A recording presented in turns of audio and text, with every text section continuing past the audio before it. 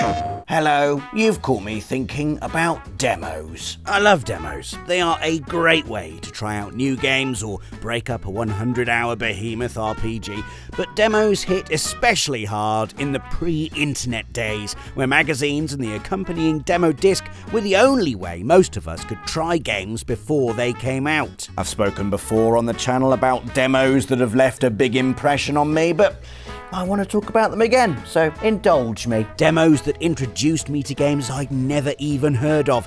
Demos that reinforced the hype for games I definitely had heard of. Demos I played over 100 times in lieu of actually buying the full game because I was a child and had no money. Here then are 7 of the very best demos PlayStation has ever seen. We can't not start with Demo 1, can we? Because it marks the beginning of PlayStation demo history and is therefore very likely to be the first demo you ever played. It literally came included in the box. Hands up if this was not just the first demo, but the first anything you played on PlayStation. Mine was Independence Day the game, but I'm imagining lots of you have your hands up at home. And what an introduction. Demo 1 contained 4 entire playable demos, 8 videos, and 2 tech demos showing off the might of the console. Wipeout still makes me feel like I'm on an actual roller coaster 30 years on. Plus there was the explosive 1-2 vehicular punch of Destruction Derby and Twisted Metal. And lest we forget, the introduction of the best fighting game series ever, Tekken. We've got to mention the T-Rex as well, a breathtaking flex of PlayStation's 3D muscle, one of those instances where you gather everyone around your living room TV, gamer or not, to look at how impossibly amazing the graphics are. Demo 1 was a window into the future. And what a beautiful future it was. The kind of once-a-generation thrill you talk about for years to come. Like now, in this video. The next entry on our list is also from the PS1 era, and that is Metal Gear Solid. Now, there are a few different versions of this demo that end at different points, but they all let you start from the beginning and play as if it's the real thing.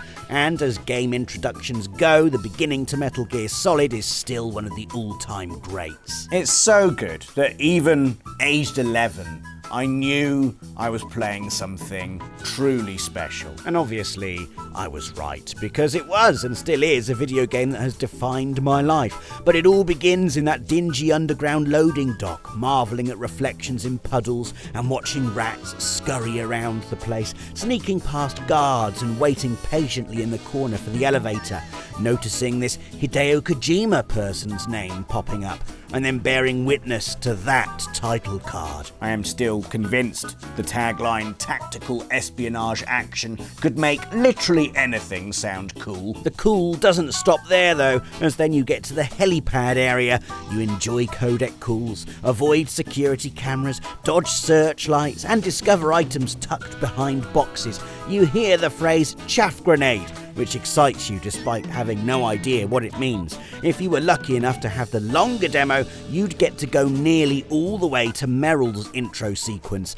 That's an extra tank hangar, elevator, and 2 ventilation shafts for free. Talk about value for money. A demo that started a lifelong love affair.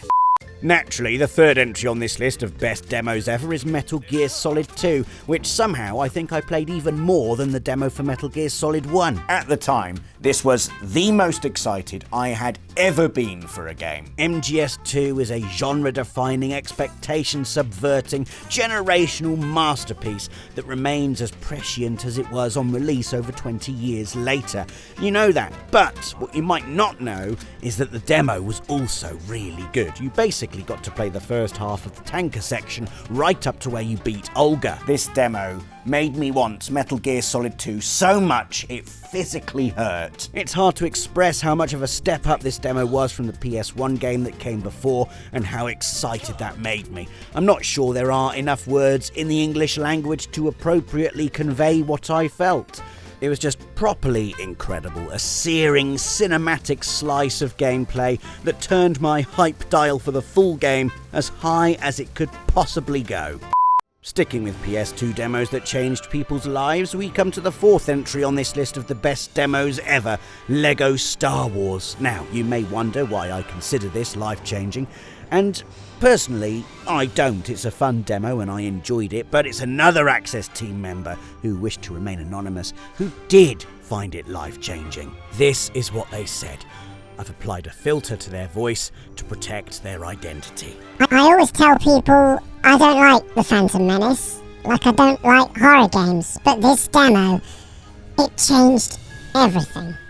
Don't tell anyone I said this, but it made me think that actually the Phantom Menace might be the best Star Wars film. And it's easy to see why, mystery fan. LEGO and Star Wars are a brilliant combination, and the video game adaptation lent into the charm and played on the limitations of brick-based buffoonery.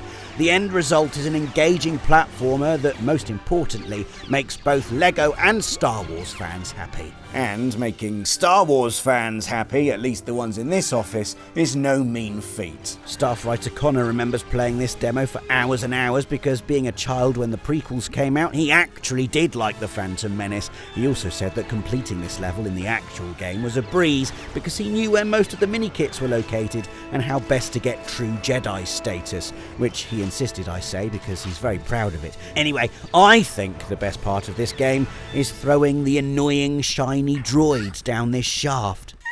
Look at him go. Entry number 5 on this list of the best demos ever is another PS2 classic, Destroy All Humans, a demo that fried our brains and then extracted them with a probe via our...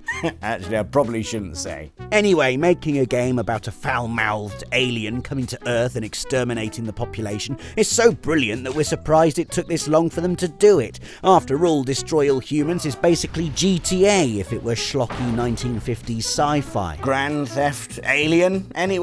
And part of the joy of open-world crime simulators, intergalactic or not, is the ability to do as you please. Fly your saucer across the middle American wasteland of Turnip Seed Farm, laying waste to the neighbour's crops with your death ray, and then hop out to telepathically float some cows into the mob of angry farmers coming over to take a look. When the police come a knockin', you get your Zap-O-Matic a shockin', and then pop back into the saucer for a game of Pass the Tank. And that is just the demo. A demo I spent hours playing over and over, to the extent I wouldn't be surprised if I clocked up more time on this than the full game. It was perfect. The mischievous, hilariously vulgar essence of Destroy All Humans boiled down into a bite-sized chunk of endlessly replayable tomfoolery. They eat with their mouths? Oh, I think I'm going to be violently ill, is the line I always remember. Moving on to the PS3 now with brilliant demo number 6, the spectacular Heavy Rain. If you didn't play Fahrenheit back on PS2, this was likely your first taste of Quantic Dream's unique brand of epic multi-character narrative adventures, which meant it was crucial that the demo caught gamers' attention. I think anyone that played this demo would agree that it succeeded, and then some. PS3 had been around for a few years at this point, and it meant developers were starting to work out the best ways to push the console to its limits. In 2010, Heavy Rain set the benchmark. It had the most detailed faces, the coolest visual effects, and oh my god, the rain on the puddles, just look how good those water graphics are. Those are some seriously wet water graphics. But to reduce the Heavy Rain demo to pretty pixels alone is a disservice. It introduced 2 brilliant characters in VR Geek and FBI agent Norman Jayden and throwback PI Scott Shelby. It offered a taste of the dark mystery that was to come. You could see the depth of choice the game was offering and how you had to use your brain to make the right connections. There was even a trailer showing some of the gnarlier moments to come, including the infamous finger donation scene. It really was a fantastic snapshot of one of the best games of its generation. The last demo on this list of the best demos ever is Resident Evil 7's Beginning Hour, marking both Rezi's first appearance on PS4 and the introduction of the new first-person camera, which made the wonderfully horrible Baker house even more terrifying. Going from so many years of over-the-shoulder to all of a sudden being in first person, the demo just felt incredibly vivid, almost too real. Whether you were staring into the decomposing remains of what used to be food, or the decomposing remains of what used to be a person, it was clear a lot of time and care had gone into making this viewpoint work. Any potential concerns about the change in perspective could be put to rest. Resident Evil 7 Biohazard was still going to be a Resi game through and through, and the rest of this hour-long experience backed that up. There were still obscure puzzles to solve and creepy, slimy things to shoot. One thing that really sets it apart from the other demos is that the opening hour features things that aren't in the full game, and has various different endings depending on what happens in your playthrough. And because you're not playing as Ethan Winters, even the supposedly canon ending has basically no impact on the story of Resident Evil 7. Which is very cool, but I do kind of wish I didn't have to go through that house again in the full game. It's brilliant basically, less a demo, more a standalone playable prologue that every Resi 7 fan should experience. There you have it, 7 of the best demos the PlayStation has ever seen. If you enjoyed this video, please do give us a like, leave a comment about your favourite demo, and don't forget to subscribe and click the notification bell to make sure you always keep up to date with all things PlayStation. Thanks for watching, and we'll see you again next week. PlayStation